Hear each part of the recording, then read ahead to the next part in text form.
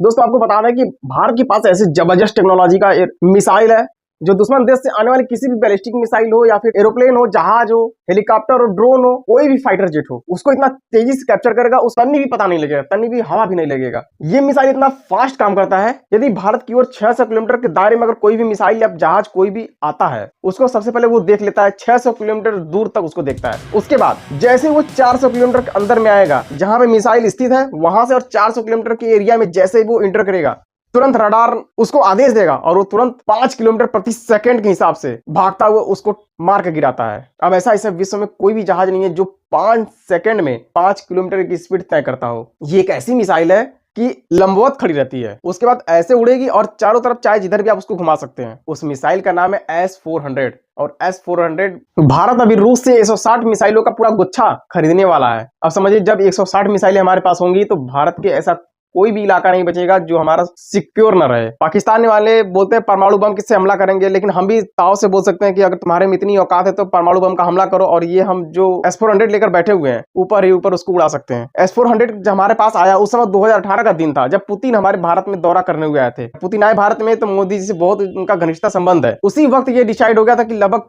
40,000 करोड़ रुपए में S-400 को भारत में भेजा जाए। भारत 5 रेजिमेंट को खरीदता है। 5 रेजिमेंट में से 2 रेजिमेंट इंडिया पाकिस्तान के बॉर्डर पे खड़ा कर दिया है और 2 रेजिमेंट इंडिया चाइना के बॉर्डर पे खड़ा किया हुआ है, और 1 रेजिमेंट दिल्ली के आसपास इलाके में खड़ा किया है ताकि हमारी राजधानी को कोई नुकसान ना पहुंचने पाए। अब ये मिसाइल काम कैसे करता है, चलिए स्टार्टिंग से हम बताते हैं। सबसे पहले एक बात बता दें कि इस मिसाइल में कई तरह के रडार इस प्रकार मौजूद हैं जो तुरंत एक्टिवेट अपने आप हो जाते हैं, जिसमें सबसे पहले होता है सर्विलांस रडार। सर्विलांस रडार इतना जबरदस्त होता है ना, सर्विलांस रडार ऐसा होता है कि अपने जगह पे होते हुए भी चारों तरफ घूमता रहता है। घूमने की वजह से वो 600 किलोमीटर तक देख सकता है। आप समझ लीजिए यदि आप खड़े एक जगह पे तो 1 किलोमीटर तक आप देख सकते हैं, लेकिन चिक्का से अगर उठा के मारेंगे तो 1 किलोमीटर नहीं जाएगा। उसी हिसाब से ये तो देख सकता है 600 किलोमीटर तक, लेकिन हिट नहीं कर सकता। और ये सर्विलांस रडार जो होता है ना, 80 टारगेट को एक साथ निगरानी कर सकता है। सर्विलांस रडार क्या करता है, तुरंत सूचना देता है फायर कंट्रोल रडार को, और फायर कंट्रोल रडार इतना एक्टिवेट होता है अपनी ओर आने वाली किसी भी मिसाइल को, किसी भी रॉकेट को, किसी भी ड्रोन को तुरंत जाके हिट करता है। ये हिट किया है, ये मारा है कि नहीं मारा, इसको देखने के लिए भी कोई चाहिए।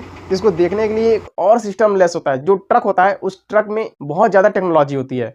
उस ट्रक के अंदर 2-4 लोग बैठे होते हैं, उसको देखते हैं कि ये हिट किया हुआ कि नहीं हुआ है। अगर नहीं हिट किया है तो दूसरा मिसाइल तुरंत निकलता है, 5 किलोमीटर प्रति सेकंड के हिसाब से दौड़ता है और उस टारगेट को तुरंत मार देता है। दोस्तों S-400 से बचना मुश्किल है नहीं, नामुमकिन भी है। जब आप एक ट्रक देख रहे हैं उसमें 4 लॉन्चर होते हैं, 4 मिसाइलें होती हैं, उसे हम कहते हैं एक बैटरी।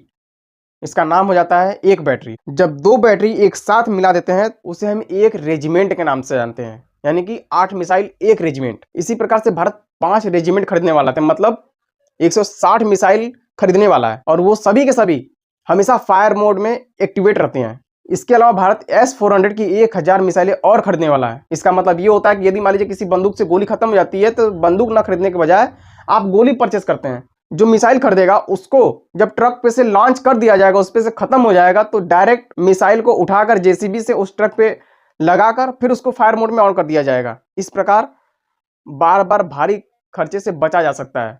बाकी S-400 के बारे में छोटी सी जानकारी आपको कैसी लगी कमेंट बॉक्स में जरूर बताइएगा, और चैनल पे बहुत ज्यादा प्यार दीजिएगा क्योंकि आपकी सपोर्ट की बेहद जरूरत है। मिलते हैं कुछ नई जानकारी लेकर, तब तक धन्यवाद, जय हिंद।